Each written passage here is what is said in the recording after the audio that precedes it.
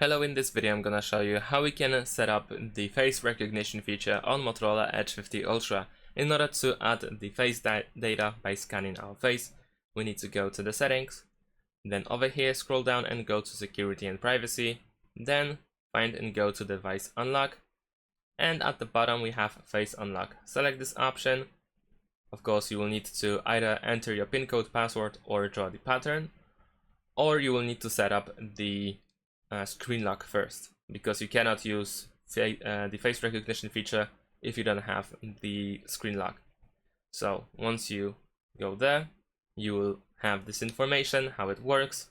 We can press setup, then a little bit more information, what to remember about, then press setup, and now we will open the front camera, and we need to pretty much align our face towards our front camera in order to scan our face.